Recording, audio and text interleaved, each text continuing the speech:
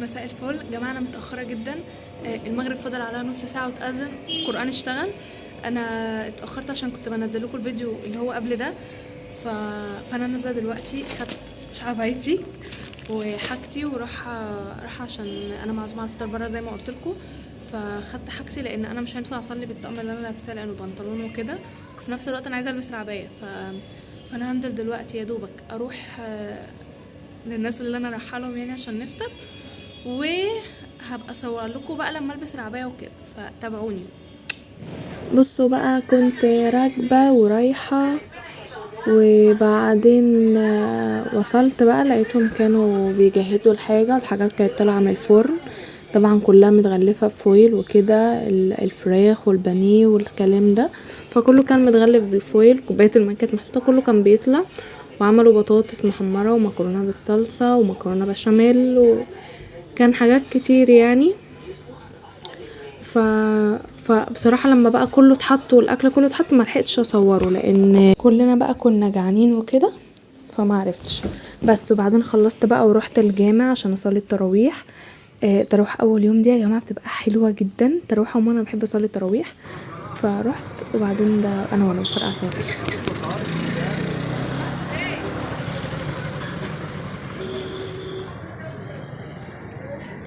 تعملي ايه يا ياسمين؟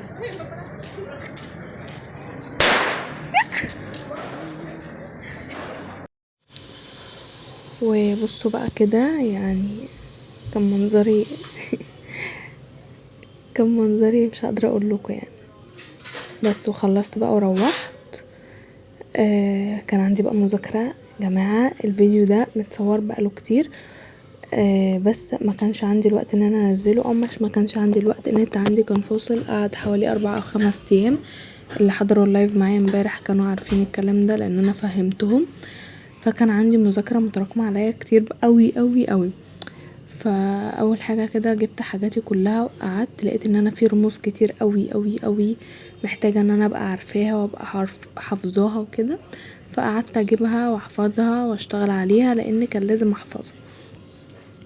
الرموز دي في الكيمياء، انا بحتاجها في دراستي وفي حياتي عموما. فقعدت بصراحه اذاكرها لاني كنت محتاجاها.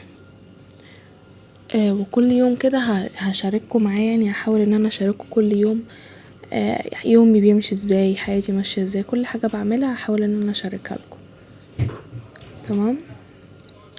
فخلاص ان شاء الله ان شاء الله هنزلكم كل يوم فيديو، يعني بما ان النت اشتغل ربنا يستر بس والنت ما يفصلش تاني. يلا، فانتوا كل اللي قاعد دلوقتي وبيشوف الفيديو قوم يجيب حاجته ويقعد يذاكر معايا. بكره الفيديو ان شاء الله غالبا هيبقى التالتة اعدادي ان شاء الله. فبرضو طلاب تالتة اعدادي يستنوني بكره باذن الله. بس فكده يعني. فانتوا قولولي عاملين ايه وعاملين ايه في المذاكرة، سواء انتوا في ثانوية عامة، تالتة اعدادي، ولا ثانوي، تانية ثانوي، مخلصين دراسة اصلا، يعني عادي شاركوني معاكم. وانا والله يعني في ناس كتير قوي بتبعتلي بتبقى في ثانوية عامة وبتبعتلي على الانستجرام يا ياسمين احنا مش عارفين نذاكر نعمل ايه، والله بحاول افيدهم على قد ما بقدر. واي حد بيبقى محتاج ملازم او ملخصات او مراجعات او الحاجات دي ببعتها له، لان انا لحد الان داخله في جروبات ثانويه عامه. ف فببعت له يعني اللي هو محتاجه. فربنا معاكم ومعايا ويوفقكم ويوفقني وييسر لنا امورنا يا رب. بس فبصوا انا بذاكر زيكم اهو، يعني انا خلصت ثانويه عامه وبذاكر برضو كيمياء، واصلا يعني في حاجات معادلات وحاجات انا بحتاج بتاعه تالتة ثانوي فممكن اذاكرها تاني.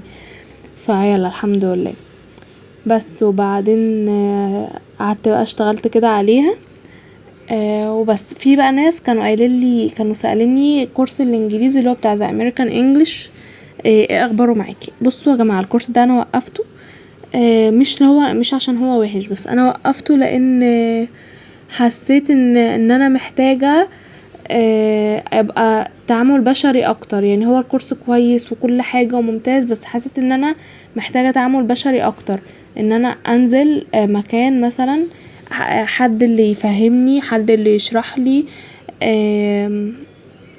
اتعامل مع البشر، اتكلم معاهم بالانجلش وكده فاهمني. فقررت ان انا لا هشوف مكان هاخد فيه الكورس الاول وبعدين يعني هظبط دنيتي، بس هشوف مكان في الحياة عموما يعني مش اونلاين، هيبقى في الشارع في مكان على في الحقيقة، فاهمني؟ بس فعشان كده انا وقفته، يعني عشان في ناس كتير قوي قالولي انت كنت قايله ان هو حلو، طب ليه وقفتيه؟ طب هو ما عجبكيش؟ طب لو ما عجبكيش قولولنا ما عجبكيش ليه وكده. فلا، هو الكورس حلو جدا جدا. بس انا كياسمين بحتاج ان انا دايما يعني يبقى في تعامل فيس تو فيس، بحس ان انا لما بتبقى حاجة على طول اونلاين وكده ومفيش متابعة معايا، بحس ان انا بهملها شوية. يمكن انا كنت منظمة شوية في ثانوية عامة لما كنت باخد دروسي اونلاين وحاجاتي اونلاين، كنت منظمة شوية وكنت مهتمية اكتر، بس دي لان كانت سنة مصرية بالنسبة لي. لكن بالنسبة للكورسات وكده عارفين ساعات بكسل، يعني ساعات بقول ايه، لا يعني عادي ده كورس مش مهم، كده كده مش هعمل بيه حاجة دلوقتي، فبكسل الصراحة. بس انا مش عايزة اكسل، يعني عايزة اجي على نفسي شوية واذاكر كده، علشان انا محتاجة يبقى معايا لغات، محتاجة ان انا يبقى معايا كذا لغة كمان مش انجليزي بس، انا محتاجة انجليزي والماني، فلعله خير ان شاء الله وربنا يوفقنا يعني.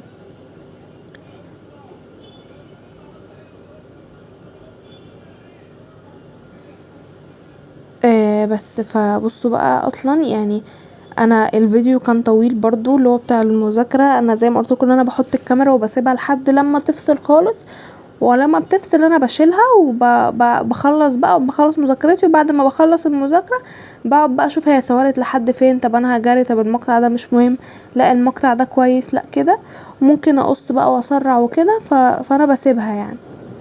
بس فانا حفظت المعادلات وبعدين قعدت بقى اعلم عليها، وبعدين كان يعني كنا الوقت ده اصلا كنا بالليل، يعني كنا قربنا على الفجر. فلما لقيت ان الدنيا خلاص قربت والفجر هيأذن خلاص، قمت اتسحرت بس مصورتش الصراحة معاكم. قمت اتسحرت وبعدين قعدت بقى ايه، حطيت السجادة عشان اصلي بس، وهنا كنت صليت وخلصت صلاة. بس كنت قاعدة بقى بسبح كده وكده يعني. بس وبعدين بقى ايه، جبت اسمها ايه، المخدة، وحطيت عليها المصحف، لان طبعا مينفعش المصحف يتحط على الارض. انا بشوف ناس بتحطه على المصلية، بس انا مش عارفة هو ينفع ولا لأ. انا ما بحطوش على المصلية، انا بحطه على مخدة او على اي حاجة كده، واقعد اقرأ فيه الجزء بقى اللي بتقرأوه، سواء بتقرأوا جزء في اليوم، بتقرأوا اكتر بتقرأوا اقل، عادي يعني. كمان عايزة اعرف منكم حاجة كنوع من التحفيز، يعني تحفيز وتشجيع لبعض. انتوا وصلتوا للجزء الكام؟ يعني مثلا انا وصلت للجزء ال11، فانا عايزة اعرف انتوا وصلتوا للجزء الكام. وبس، هتوحشوني جدا جدا، اشوفكم في فيديو بكرة، باي.